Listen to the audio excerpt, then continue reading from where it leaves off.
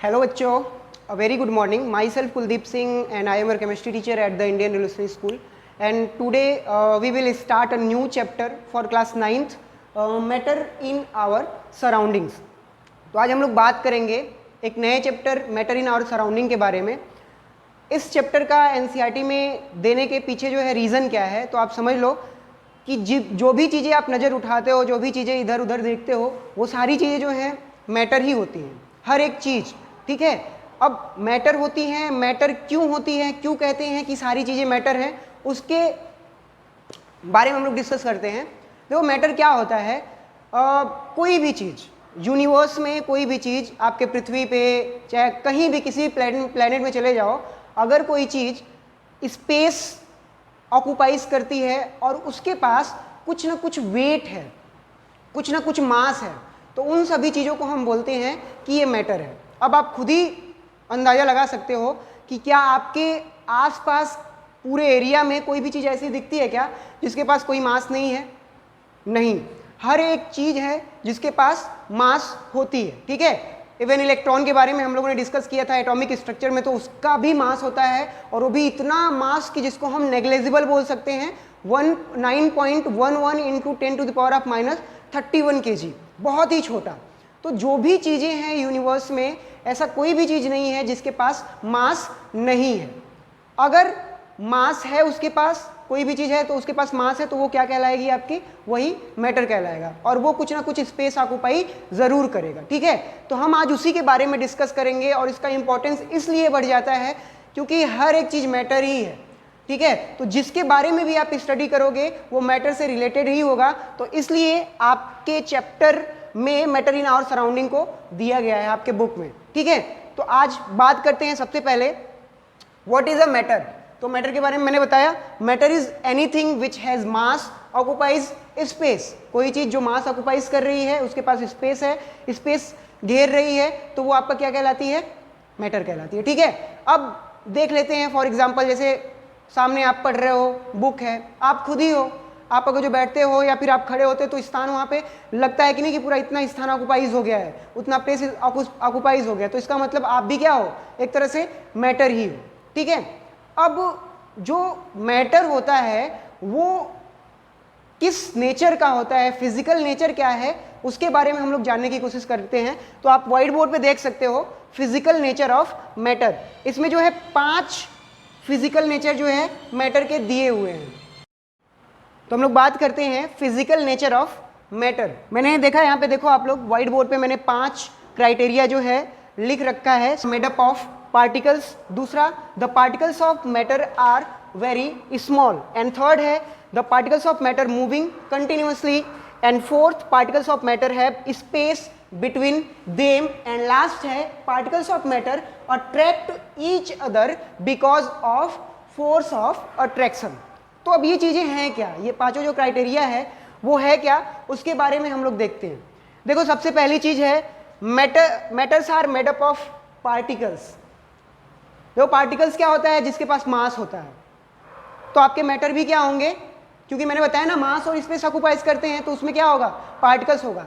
तो ये बहुत सारे छोटे छोटे पार्टिकल से मिलकर बने हुए हैं, जो कि हम लोग प्रीवियस लेक्चर में डिस्कस कर चुके हैं एटम के बारे में. तो every matter is made up of small tiny particles that is called atom, and it atom contain 3 fundamental particles which is called electron, proton and neutron, and so on. बहुत सारे और भी पार्टिकल्स होते हैं एटम के अंदर, जैसे neutrino हो गया आपका, पॉजिट्रॉन हो गया, मेसॉन हो गया, बहुत सारे पार्टिकल्स हैं. तो उसके बारे में मैं डिस्कस नहीं करना है, बस आप ये समझो कि जो मैटर है वो पार्टिकल से मिलकर बना हुआ है, बहुत सारे पार्टिकल से मिलकर बना हुआ है. इवन मैं आपको बता दूं, अगर जो 1 ड्रॉप अगर जो आप वाटर गिरा रहे हो जमीन पे, तो उसमें 1021 वाटर की जो है पार्टिकल उसमें होंगे. अगर आप सपोज दैट अगर आप 1 बूंद वाटर ले रहे हो, तो उसमें 1 बूंद वाटर में कम से कम 1021 पार्टिकल होंगे. किसके? वाटर के.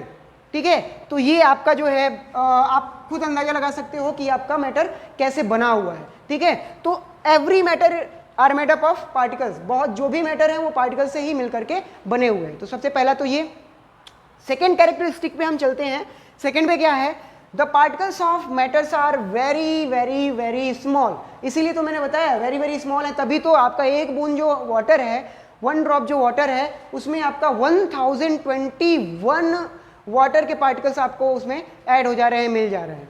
तो आप खुद ही सोच सकते हो कि कितने स्मॉल ये पार्टिकल्स होंगे, इतने स्मॉल कि जब आप देखोगे तो लगेगा ही नहीं कि ये पार्टिकल से मिलकर के बना हुआ है। छोटे छोटे छोटे छोटे पूरी तरह से चेन होगी, एकदम बिल्कुल चेन होगी, जो कि हम नेकेड आई से नहीं सीन कर सकते हैं। ये जो पार्टिकल्स होंगे बहुत ही माइक्रो लेवल के पार्टिकल्स होंगे, बहुत ही माइक्रो लेवल के पार्टिकल्स होंगे, और इसके वजह से हम इनको नेकेड आई से नहीं देख सकते हैं। ठीक है, तो स्मॉल पार्टिकल्स होंगे, वो भी माइक्रो पार्टिकल्स है ना, which can't be seen by naked eyes। हम अपने नंगी आंखों से, खुली आंखों से हम उसको नहीं देख सकते। तो अभी ये मत कहना कि सर चश्मा लगा देंगे तो दिखेगा क्या, नहीं, ऐसा कुछ नहीं है। चश्मा लगाने के बाद भी आपको नहीं दिखेगा, उसके लिए हम एक चश्मा लगाते हैं जिसको हम बोलते हैं माइक्रोस्कोप। ठीक है, तो माइक्रोस्कोप से पॉसिबिलिटी है कि हम छोटे छोटे पार्टिकल्स को देख सकते हैं। तो आप कभी भी गलती मत करना चश्मा लगा करके इसको देखने की, नहीं दिखेगा आपको। ठीक है, तो ये आपका है micro particles which can be seen by naked eyes. तो ये दूसरा आपका दूसरी प्रॉपर्टीज थी nature of physical nature of matter की। ठीक है, तीसरा देखते हैं, तीसरा क्या कह रहा है भाई। तीसरा, the particles of matter moving continuously. जो मैटर के पार्टिकल्स हैं वो कंटिन्यूअसली मूव कर रहे हैं। अब बोलोगे सर ये कैसे मूव कर रहे हैं, हमको तो अगर जो मान लीजिए हम मैटर के बारे में बात कर रहे हैं तो टेबल तो अपनी जगह पे रखी हुई है, हम तो अपनी जगह पे ऐसे खड़े हुए हैं, हम कहाँ मूव कर रहे हैं। तो आप ऐसे आपको नहीं पता चलेगा, जब माइक्रो लेवल पे देखोगे तो आपको पता चलेगा कि जो भी पार्टिकल्स हैं मैटर के अंदर वो कंटिन्यूअसली मूव करते हैं, कंटिन्यूअसली। फॉर एग्जाम्पल, जैसे सपोज दैट आप लोग एक चीज़ देखे होंगे कि अगर हम कोई गाड़ी को ओवर ब्रिज से जो गुजारते हैं तो वहाँ पे बहुत तेज वाइब्रेशन होता है।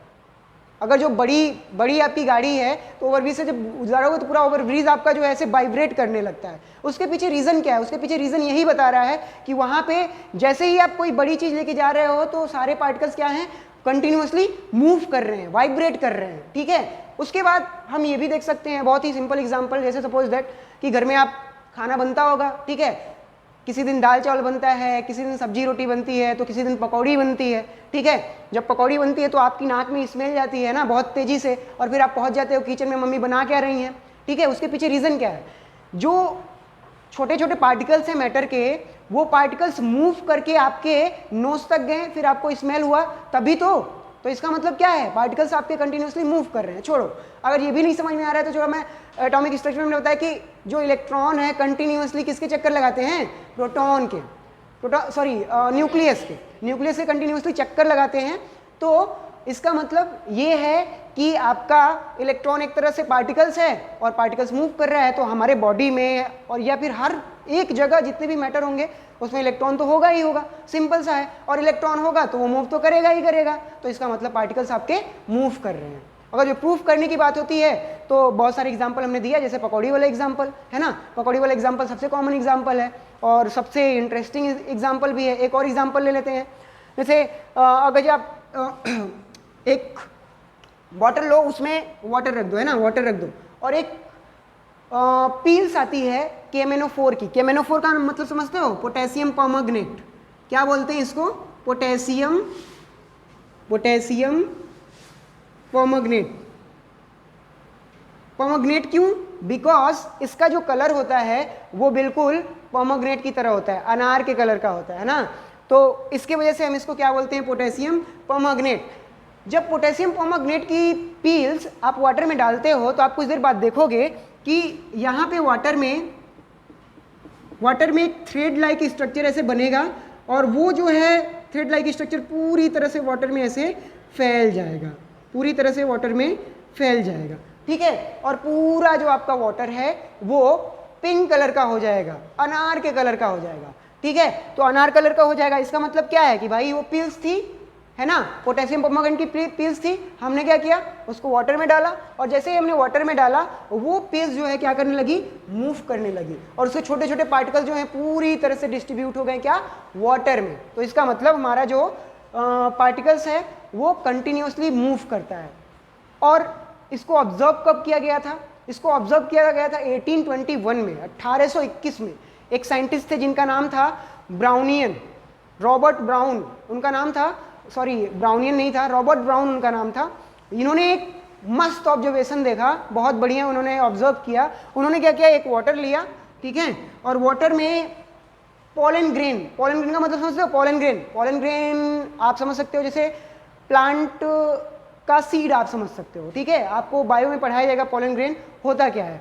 पोलन ग्रेन जब फ्लावर लगता है तो उसमें एक छोटा सा पार्ट होता है जिसके वजह से जो है आपका फ्लावर जो है सीड का फॉर्मेशन करता है, ठीक है, और सीड का फॉर्मेशन करके फिर नए प्लांट को जन्म देता है। तो उन्होंने पोलन ग्रेन्स को लिया, इकट्ठा किया और ऐसे ही वाटर में ऐसे रख दिया। तो उन्होंने देखा एक मोशन हो रहा है, वो भी zigzag motion, zigzag, ठीक है, जिग जैग मोशन हो रहा है, बिल्कुल ऐसे इस तरह से ऐसे। और वो कौन मोशन कर रहा है, वो मोशन कर रहा है आपका पोलन ग्रेन्स। अच्छा, मोशन क्यों कर रहा है, मोशन इसलिए कर रहा है कि वाटर में जो वाटर के मॉलिक्यूल्स हैं, जो वाटर के पार्टिकल्स हैं, वो कंटिन्यूसली उसको धक्का दे रहे हैं, ऐसे टकरा रहे हैं, उसको धक्का दे रहे हैं, वो बहुत हल्का है, ठीक है, धक्का दे रहे हैं, इसकी वजह से वो क्या कर रहा है, मूव कर रहा है कंटिन्यूसली। तो इन्होंने ये मूवमेंट देखा, इसी को हम बोलते हैं ब्राउनियन मूवमेंट, जो कि आपका बताता है कि आपका जो पार्टिकल्स है वो कंटिन्यूसली क्या करता है, मूव करता है। इन्होंने ये डिस्कवरी करी थी रॉबर्ट ब्राउन ने, तो इसलिए उनके नाम पे इसको बोलते हैं हम ब्राउनियन मूवमेंट, ठीक है। तो आपके सिलेबस में होगा, आपके बुक में ये एक्सपेरिमेंट जो है दिया गया होगा, ठीक है। तो बहुत सारे हम लोग एक्सपेरिमेंट देख चुके हैं कि पार्टिकल्स आपका मूविंग कंटिन्यूसली, पार्टिकल्स जो है कंटिन्यूस क्या करता है, मूव करता है, ठीक है। नेक्स्ट टॉपिक पे बात करते हैं, चौथा, particles of matter have space between them. अरे तरीके, अभी ये कैसे होगा, हमको तो लगता ही नहीं कि पार्टिकल्स के बीच में जो है स्पेस होता है। जैसे फॉर एग्जांपल सॉलिड ला करके ऐसे आपका ब्रिक्स ले लेते हैं, ब्रिक्स, ईटा ला करके रख देते हैं, ईट ला करके रख देते हैं, जब देखोगे तो पता चलेगा कि कहीं भी किसी भी तरह से जो है एक भी जो है स्पेस नहीं है, बिल्कुल पूरी तरह से बंधा हुआ है, ठीक है। जब आप ऐसे मारने जाओगे तो आपकी को चोट लगेगी, ठीक है। तो इसका मतलब क्या है कि उसमें स्पेस नहीं है, बट नहीं, उसमें स्पेस होता है, बट मैक्रो लेवल पे नहीं होता, लेकिन माइक्रो लेवल पे स्पेस होता है, क्योंकि जो आपको दिखती है वो होती नहीं है, बोलते हैं ना एक है जो दिखती है वो होती नहीं है ना, तो और जो होती है वो दिखती नहीं है, ये वाला जो है उसी तरह से जो आपको सामने दिख रहा है इट्स अ इल्यूजन, ठीक है, ये पूरा मिथ है। आपको ऐसा लग रहा है कि ये पूरे तरह से सॉलिड है, तो सॉलिड नहीं है, इनके बीच में स्पेस है, मैक्रो लेवल पे स्पेस नहीं है, बट माइक्रो लेवल पे क्या है, स्पेस है। इनके पार्टिकल्स इतने बड़े बड़े नहीं है, ये पार्टिकल्स बहुत ही छोटे छोटे हैं, बहुत ही छोटे छोटे हैं, बहुत बहुत माइन्यूट पार्टिकल्स हैं, और वो अपने बीच में स्पेस कैरी करते हैं। अब बोलोगे सर एक्सपेरिमेंट करके दिखाओ, तो एक्सपेरिमेंट भी एक करते हैं, सिंपल सा एक एक्सपेरिमेंट लेते हैं। आप क्या करो, वाटर लो, ठीक है, और वाटर में चीनी, शुगर लो, और शुगर को डाल दो, उसके बाद कुछ देर बाद जब हिलाओगे तो शरबत बन जाएगा वो, और शरबत बनने का मतलब चीनी गायब हो जाएगी। तो चीनी गई कहाँ, चीनी गई कहाँ, चीनी कहाँ गई, चीनी जो स्पेस था वाटर के बीच में उसके अंदर चली गई और जाकर के बैठ गई पूरी तरह से। तो इसका मतलब क्या है भाई, कि जो आपका मैटर है उसके पास कुछ ना कुछ स्पेस है, स्पेस कैरी करता है। ये बहुत बढ़िया एग्जांपल है, चीनी हो चाहे सॉल्ट हो, तो ये वाला। तो फॉर एग्जांपल जैसे मान लो सॉल्ट ही को ले लेते हैं, अगर जो वाटर रहेगा सॉल्ट का टुकड़ा लोगे तो ये सॉल्ट का टुकड़ा कुछ देर के बाद पूरी तरह से क्या हो जाएगा, उसमें विलीन हो जाएगा, पूरी तरह से चारों ओर फैल जाएगा, तो पता ही नहीं चलेगा इसमें सॉल्ट है कि नहीं है। तो इसका मतलब सॉल्ट कहाँ गया, सॉल्ट वहीं पे गया होगा जब स्पेस होगा। स्पेस को देख लेते हैं, जैसे मान लो आपका वाटर का मॉलिक्यूल है, तो वाटर का मॉलिक्यूल का स्ट्रक्चर कुछ इस तरह से होगा, और इसमें जाकर के आपका शुगर वगैरह जो है NaCl जो है वो ऐसे ही बैठ जाएगा, ठीक है, और इसमें पूरी तरह से चिपक जाएगा, और जब चिपक जाएगा तो पता ही नहीं चलेगा। समझ में आया। तो इससे क्या पता चला, इससे ये पता चला कि जो भी चीज़ें हैं, जो भी आपका मैटर है वो स्पेस ऑक्यूपाई करता है, ठीक है, अपने एटम के बीच में क्या करता है, स्पेस ऑक्यूपाई करता है, ठीक है। क्लियर हुआ। तो चार जो है आपका, चारों आपको जो है वो क्लियर हो गया होगा। पांचवा देखते हैं, particles of matter attract each other because force of attraction. जो पार्टिकल्स ऑफ मैटर है वो एक दूसरे को अट्रैक्ट करते हैं because of force of attraction. अब बोलोगे ये सर क्या, तो देखो हाँ सही है ये। जैसे फॉर एग्जांपल जो भी मैटर हैं वो आपस में कंबाइन क्यों हैं, बिकॉज कि वो एक दूसरे से एक बॉन्ड से बने हुए हैं, जिस बॉन्ड को हम बोलते हैं अट्रैक्शन फोर्स। ठीक है, अट्रैक्शन फोर्स से वो एक दूसरे से क्या है, बंधे हुए हैं।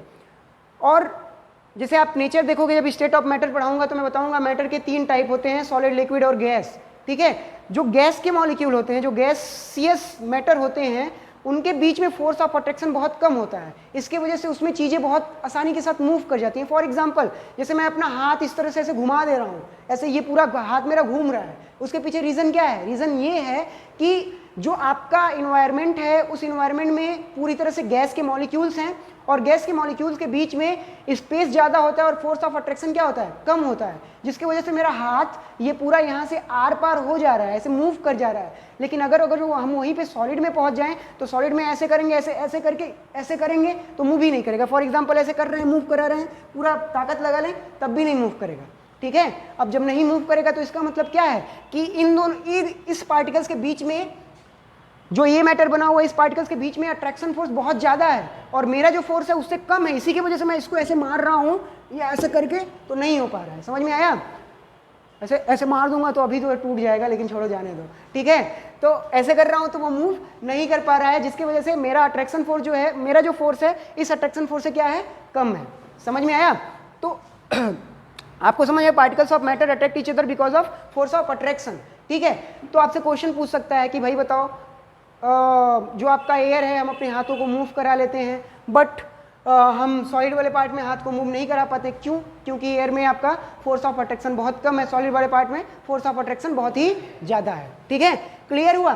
तो ये चीज़ें हैं। तो पांचों प्रॉपर्टीज जो फिजिकल नेचर ऑफ मेटल है, फिजिकल नेचर मतलब on the basis of seeing, on the basis of appearance, उसके बेस पे जो है मैंने आपको बता दिया 5, और ये आप जो है नोट कर लोगे। इसके जो एग्जाम्पल हैं वो भी मैंने दे दिया है। एक बार और इसको समअप करते हैं, रिवाइज कर लेते हैं।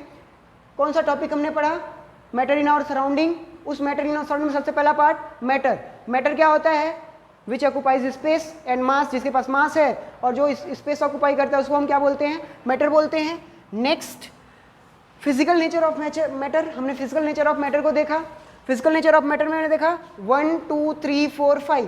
पहला देखा कि भाई जो आपका मैटर है they are made up of particles, particle से मिलके बने हुए हैं। इसके भी हमने बहुत सारे एग्जांपल देखे कि ये पार्टिकल से मिलके बना हुआ है। दूसरा, the particles of matters are very small. ये भी हमने बताया कि क्यों स्मॉल होते हैं। जैसे फॉर इलेक्ट्रॉन हो गया आपका, ठीक है, स्मॉल ही तो है, तो बहुत ही स्मॉल होते हैं आपके मैटर के पार्टिकल्स।